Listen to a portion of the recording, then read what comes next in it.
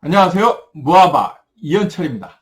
반갑습니다. 최근에 제 유튜브 채널에서 뭔가 변화들이 벌어지고 있어요. 사실 이제 제 거 올라간 영상 중에 가장 관심이 많고 조회수가 많았던 게 강동구 아파트에 대한 내용과 서울 아파트 존버하지 마. 이게 이제 가장 인기가 높았었거든요. 최근에 다른 변화가 생겼습니다. 갑자기 쭉 치고 올라오는 영상이 생겼어요. 그게 뭐냐면 빌라 투자하고 주상복합이 갑자기 이렇게 쭉 치고 올라옵니다. 그거는 사람들이 빌라하고 주상복합이 들어가는 단어를 검색을 많이 한다 이거죠. 저같이 이렇게 아직 유명하지 않은 이런 사람의 영상까지 이제 검색을 해서 볼 정도면 사람들이 이 물건에 대해서 관심이 많다 이거죠. 그러면 지금 왜 이런 물건들에 관심이 많을지, 저는 구독자 여러분들도 비슷한 심리를 가진 분들이 좀 적지 않게 있을 것 같아서 말씀을 좀 드리고자 합니다. 많은 분들이 사실 박탈감을 느낄 수 있는 그런 시점이에요.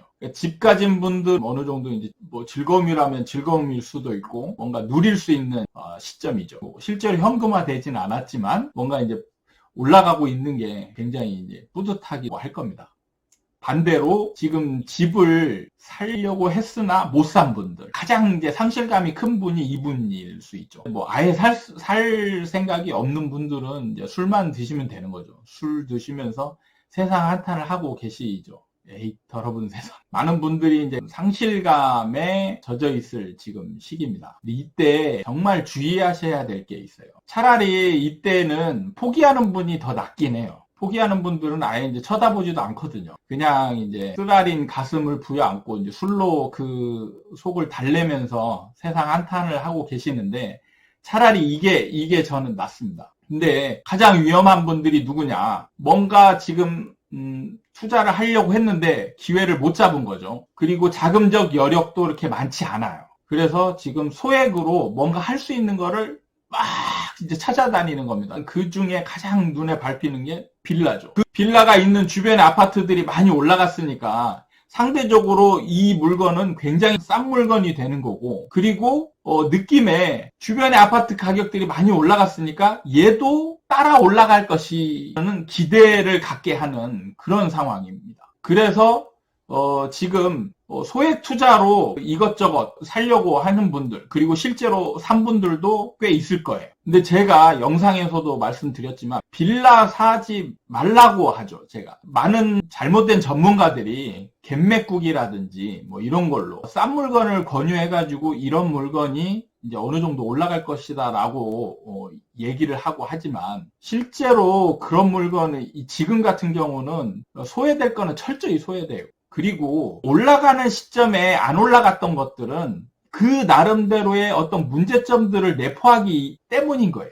항상 제가 말씀드리지만 빌라는 공급이 쉬운 상품이거든요. 빌라는 주변에 지금 분양이 안 된 새 집들이 굉장히 많습니다. 그리고 많은 또 전문가들이 이제 빌라 분양하는 방식의 문제점에 대해서 이제 짚어주고 있는데요. 이게 분양하는 방식들이 참 문제가 많거든요. 잘 안 팔리니까 그 뭔가를 편법을 쓰는 거예요. 편법을 써서 분양을 하게 하고 그 위험성을 분양자가 가져가거나 아니면 그 세입자한테 전가시키는 그러한 지금 모양새를 나타내고 있어요. 그러니까 빌라는 굉장히 지금 접근하면 위험할 수 있어요. 그리고 만약에 사서 조금 올라갈 수도 있습니다. 올라가는 거를 즐길 수는 있는데 문제는요. 이걸 팔고 나와야 되잖아요. 팔고 내가 여기서 천년만년 살 것도 아니고 결국에는 팔아야 내가 올라가는 거를 이제 누릴 수가 있는데 빌라는 파는 게 어렵다니까요. 왜냐하면 주변에 새 집으로 빈 집들이 있잖아요. 그러면 내가 이 집을 팔 때 이 새 집보다 사실 비싸게 팔면 팔리겠어요?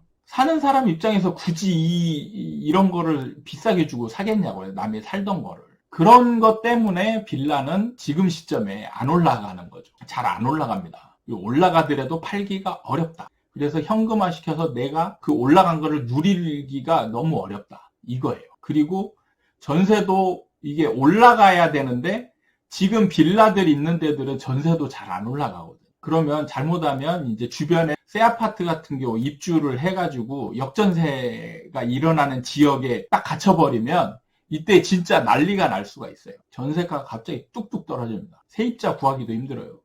왜냐하면 새 아파트에 싼 전세로 들어갈 수 있는 물건이 부지기수인데 굳이 누가 빌라에 비슷한 가격에 오겠냐고요. 그런 문제점 때문에 빌라가 이 시점에 잘 안 올라가는 거예요. 제가 빌라는 언제 올라간다고 말씀드렸죠? 빌라는 전세난이 있을 때만 올라갑니다. 확실하게 올라갈 때. 그래서 빌라 투자는 시기를 바닥 시점에서 전세가가 올라갈 때, 그래가지고 앞으로 전세난이 심해질 때 빌라 투자 잠깐 하는 거예요. 그 외의 시간은 빌라는 웬만하면 안 건드는 게 좋습니다. 그런데 많은 분들이 지금 빌라를 관심에 두고 있다라는 거죠. 그리고 빌라 외에 다른 물건. 특히 지금 조심해야 될 게 너무나 많은 분들이 지금 지역주택조합 분양을 받아요. 그러니까 그분들은 싼 분양가에 현혹이 되어가지고 이게 아파트로 될지 안 될지도 모르는 상황에서 그거에 투자를 아주 과감히 하시는 거예요. 지금 많은 전문가들 그리고 TV에서 지역주택조합의 문제점에 대해서 알려주고 있거든요. 그리고 성공 확률이 몇 프로인지 아세요?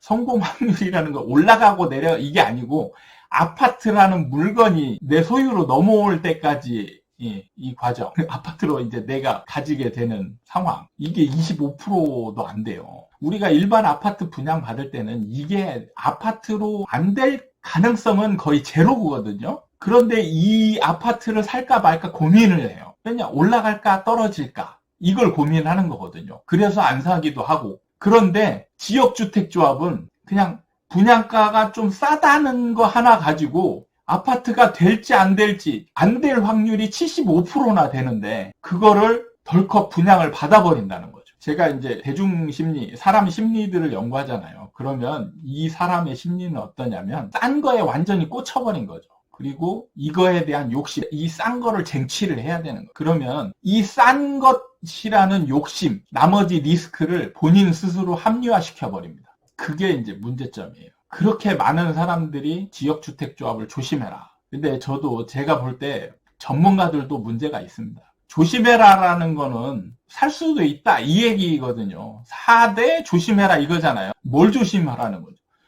토지의 확보, 지역주택조합은요, 토지를 확보하고 하는 게 하나도 없어요. 아니, 누가 사업자가 토지를 확보를 했는데, 그거를 왜 지역주택조합으로 갑니까? 내 수익을 늘리는 쪽으로 가야지. 그러면 일반 분양을 가는 겁니다. 근데 토지를 확보했다고 얘기를 하면, 그걸 다 믿는 거죠. 토지 확보는 안 되고 하는 게 지역주택조합이에요. 그거를 믿으면 안 되는 겁니다. 토지 확보했다라는 얘기를 믿으면 안 되는 거예요. 그냥 확보한 것처럼 보이게 만드는 거죠. 실제로는 이제 토지 사용 승낙서라는 겁니다. 토지 소유주가 매도를 하면서 이제 토지를 어떤 뭐 용도로 서류를 집어넣고 이렇게 하게 할 수 있게 이제 어느 정도 사용권을 좀 주는 겁니다. 그리고 이분들은 나중에 마음을 바꿀 수가 있어요. 완전히 매도를 해서 넘어간 게 아닌 거죠. 많은 경우는 많이 했다 싶으면 계약금 정도 치를 수 있거든요. 근데 그것도 깰 수 있어요. 충분히. 계약이라는 건 깨기 위해서 있는 겁니다. 아, 그거 깨고 더 많이 달라 그러면은 이 사업 그냥 끝나는 거예요. 그걸 가지고 너는 왜 계약했는데 안 파냐? 아, 계약은 깰 수 있는 겁니다. 그죠? 그걸 자꾸 나쁜 사람 취급하면은 물론 그 사람이 나쁜 사람일 수도 있어요. 그렇지만 돈 욕심에 자유로운 사람은 없는 거예요. 그러니까 그런 걸 예측을 해야지 그거를 자꾸 일방적인 걸로 계약을 했으니까 너는 그대로 이행해라. 물론 이행하기 위해서 약속을 하는 거지만 깰 수도 있는 거예요. 그리고 깨졌을 때 그 손해는 내가 고스란히 않는다라는 거죠. 그걸 알고 하셔야 되는데 그런 리스크를 별로 고민을 안 해요. 그걸 보면은 참 이거를 어떻게 얘기를 해줘야 될지. 그런 분들은 만나서 하지 말라고 얘기를 해도 그분 스스로 이미 합리화 다 시켰어요. 토지를 확보했다는데? 그거 확인해 보셨어요? 이게 본인이 좀 불안하면은 남들이 막 하잖아요? 그럼 거기에 같이 휩쓸려서 그냥, 남들이 하니까 뭐 안전하겠지. 이렇게 생각을 하는 거예요. 지금 시점에는 상대적 박탈감이 크기 때문에 아주 가슴이 아플 수 있어요. 그렇지만 지금 시점에는 이제 그냥 그거를 받아 안으셔야 됩니다. 이제는 어쩔 수 없는 거예요. 이때 뭔가 또 하려고 발버둥 치면 더 나락으로 빠지는 겁니다. 차라리 가만히 있으면 지금 시점에 지키기라도 하죠. 근데 지금 뭔가 발버둥 치면은 위험해지는 거예요. 대응하기가 어려워질 수 있는 겁니다. 지금 시점에는 이제 좀 늦었다. 다음 기회를 노리면 되는데 자꾸 지금 이게 이제 마지막 기회인 것처럼 생각하고 막 움직이시면 더 위험해진다는. 투자나 뭔가 돈이 막 들어가는 거는 인생이 바뀔 수도 있잖아요. 그럴 때는 어느 정도 리스크를 최소화시킬 필요도 있는 겁니다. 항상 리스크를 막 과감하게 할 필요는 없는 거예요. 그걸 좀 염두에 두셨으면 좋겠다 싶은 마음에서 지금 이 영상을 하고 있습니다.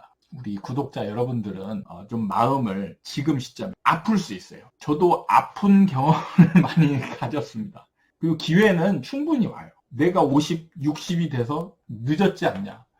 70, 그리고 내가 안 되면 밑에 자녀들이 하면 되죠. 그리고 5년, 6년 정도 바로 뒤에 돌아가실 건 아니잖아요. 뒤에 기회도 충분히 있습니다. 몇 년 뒤에. 제가 뭐 2, 3년 뒤에 지방 투자도 지금 제가 공부시켜 드리고 있잖아요. 기회가 충분히 있다니까요. 근데 지금 뭔가 막 조급해가지고 위험한 거를 저지르면 회복이 불가능해집니다. 회복이. 그게 가장 안 좋은 거예요. 그거를 조심하시기 바라면서 오늘 영상은 여기서 마치도록 하겠습니다. 감사합니다.